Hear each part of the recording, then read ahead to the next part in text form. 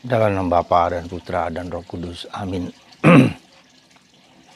Allah Bapa di surga, kami mengucap syukur dan terima kasih bahwa Engkau sungguh mengampuni segala dosa-dosa kami. Sebesar apapun, sebanyak apapun, Engkau tetap mengampuni kami. Engkau tetap menerima kami. Dan Engkau tetap mendampingi dan terus menyelamatkan kami. Terima kasih Tuhan atas kesetiaan-Mu yang tiada taranya bagi kami. Terpujilah nama-Mu kini dan sepanjang segala masa. Amin. Para saudara, pada hari Minggu biasa ke-24, pada tanggal 13 September 2020, kita diajak untuk memasuki salah satu inti sentral dari karya keselamatan Yesus, yaitu pengampunan, belas kasihan, kerahimannya. Itulah poin penting, poin sentral dari hati Allah. Allah yang menyelamatkan manusia lewat putranya Yesus dengan memberikan belas kasihannya, memberikan kasih cintanya yang besar kepada kita, mengampuni dosa kita. Salah satu hal penting di situ adalah karena manusia dosa, karena manusia mau dihancurkan akibat karena dosa. Karena manusia tidak taat kepada Tuhan. Karena manusia melanggar Tuhan. Karena manusia menjauh dari Tuhan. Karena manusia menolak Tuhan. Nah, saudaraku yang terkasih, kenapa demikian? Ya karena kita sekali lagi fokus kepada diri kita sendiri, kepada ego kita, kepada kesenangan, kepada apa yang kita inginkan seolah-olah itu dapat menyelamatkan manusia. Nah, karena pengampunan merupakan suatu yang sentral, suatu yang penting, dan dia telah lebih dulu mengampuni kita sebelum kita melakukan yang mengampuni orang lain. Maka hari ini Yesus meminta kepada kita dalam bacaan Injil supaya kita tidak hanya mengampuni 7 kali 7, tapi 7 kali 7 kali 7 kali, tak terbatas. Tidak ada hitungan, tidak ada soal numerik berapa kali dan seterusnya. Nah, itulah yang saudaraku terkasih, kalau kita tidak mengampuni, maka dalam bacaan pertama dikatakan ketika kita tidak mengampuni, maka kita juga akan dihakimi oleh Tuhan. Dan Tuhan telah lebih dulu mengampuni kita. Itu dasarnya, pengampunan Tuhan menjadi dasar bagi kita.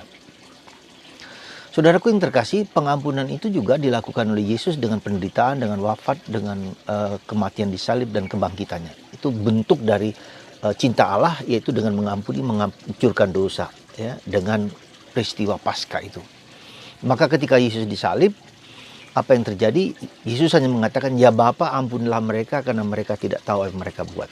Jadi ini bentuk sungguh-sungguh pada saat detik last minute of life of Jesus, Yesus mengampuni.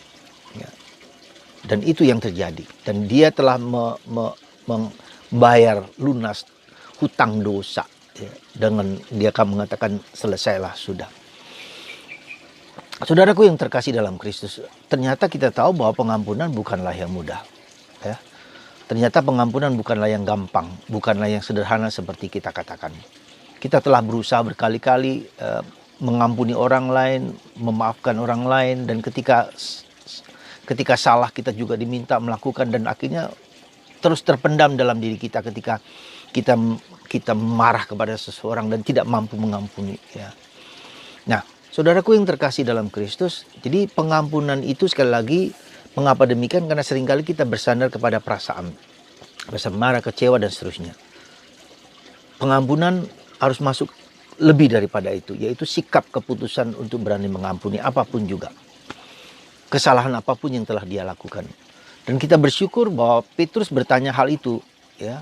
Apakah pengampunan 7 kali 7 saja? Ya. Kita bersyukur bahwa Yesus menjawab tidak hanya itu. Karena keterbatasan manusia, kerapuhan manusia, ketidakberdayaan manusia, orang membatasi diri. Ya, udahlah kalau nggak usah. Demikian kita seringkali mengatakan, udah nanti kalau nggak mau mengampuni lagi, kalau melakukannya yang sama saya akan benci dan seterusnya. Lalu ketidakadaan pengampunan menimbulkan dendam, menimbulkan kemarahan yang tersimpan dalam batin, yang suatu saat bisa menyebabkan suatu benih-benih yang kesakitan, kepedihan, ya, balas dendam bahkan seperti itu kalau ditanam terus. Nah, saudaraku yang terkasih dalam Kristus, jadi sekali lagi secara manusiawi kita tidak mampu, maka kita harus naik menjadi suatu keputusan, lebih naik lagi Roh Kudus yang yang membantu kita untuk mengampuni. Maka bagaimana caranya? Kita mohon Roh Kudus, mohon Roh Tuhan supaya kita berani mengampuni dengan sungguh-sungguh, ya, menerima dengan sungguh-sungguh. Dan sekali lagi itu adalah karya Roh Kudus, karya Tuhan, ya, karya Allah sendiri. Maka kita harus berani dengan Roh itu memasuki hati Allah, memasuki hati Yesus. Maka saya mengatakan ketika kita sulit mengampuni, maka letakkanlah diri kita, letakkan hati kita dalam hati Yesus. Dan membiarkan hati Yesus dan hati Maria, supaya Yesus dan Maria sendiri yang kemudian menyembuhkan luka kita dan menyembuhkan orang yang kita benci itu atau kita tidak suka. Ya, sekali lagi kita tidak bisa mengampuni, tidak bisa mengubah orang lain. Hanya Tuhan yang bisa mengubah. Maka kita mohon supaya Tuhan mengubah orang tersebut dengan kehendak Tuhan sendiri, bukan dengan kehendakku.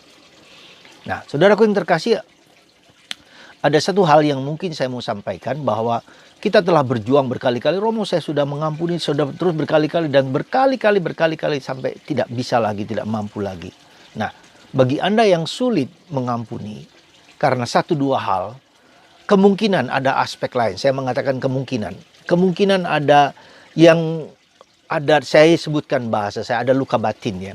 Nah, luka batin itu bukan karena sekarang ini terjadi dengan seseorang yang sudah dewasa, tetapi ada sesuatu luka batin yang dalam diri kita, yang kecil kita, si inner child kita, ya, si inner child kita yang terluka pada waktu kecil, bukan karena orang tersebut, tetapi karena keluarga, bapak ibu yang menolak kita.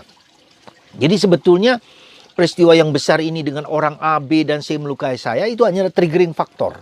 Tetapi ada faktor yang paling utama, yaitu ketika kita masih kecil atau dalam kandungan ditolak, ditolak oleh orang tua, ditelantarkan, tidak diperhatikan, tidak dicintai, tidak dikasih, dipilih kasih kakak dan adik, lalu jarak antara kakak dan adik begitu dekat sehingga kakaknya dicintai dan seterusnya.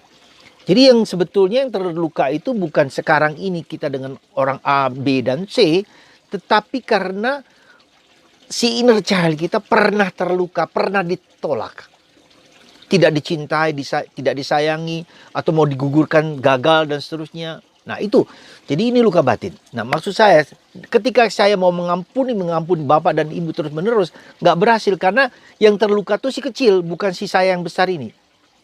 Bukan adult saya yang terluka, tapi si kecil saya yang terluka, yang belum disembuhkan. Nah, bagi Anda yang berminat, ketika sudah berusaha mengampuni dan tidak berhasil lagi, silahkan kontak ke HP saya, dan akan saya bantu dengan dengan audio tentang tentang bertemu dengan si inner child. Dan si inner child itu harus disembuhkan. Ketika inner child dalam diriku, si kecil dalam diriku sudah sembuh, paling tidak kita 50% sudah disembuhkan. 50%, karena selalu berproses. Ya, orang yang terluka sejak kecil itu orang yang akhirnya tergantung, tak adiktif, entah berbagai macam adiktif, ya. Karena dia belum terpenuhi. Nah, maka dia harus mengalami Tuhan yang mencintai, yang mengasihi dia, ya. Itulah perjumpaan si kecil dengan Tuhan Yesus, dengan Bunda Maria yang menyembuhkan Anda dan kita, inner child. Sekali lagi, bagi Anda yang sudah mengampuni tetapi tidak berhasil, tidak gagal, silahkan kontak ke saya untuk saya bantu menemukan si inner child, si kecil itu. Mudah-mudahan ya Tuhan Yesus menyembuhkan si kecil dan Anda bersamaan, dan Anda dibebaskan dari berbagai macam belenggu di masa lalu. Sekali lagi, semoga pengampunan ini menjadi kerja keras kita, mengampuni siapapun, si kecil mengampuni ayah dan ibu atau siapapun ya yang telah melukai hatinya. Semoga Tuhan memberkati Anda dan Anda berani mengampuni siapapun dengan ketulusan, dengan kekuatan Tuhan yang telah melimpahi Anda. Tuhan memberkati Anda semua dalam nama Bapa dan Putra dan Roh Kudus. Amin.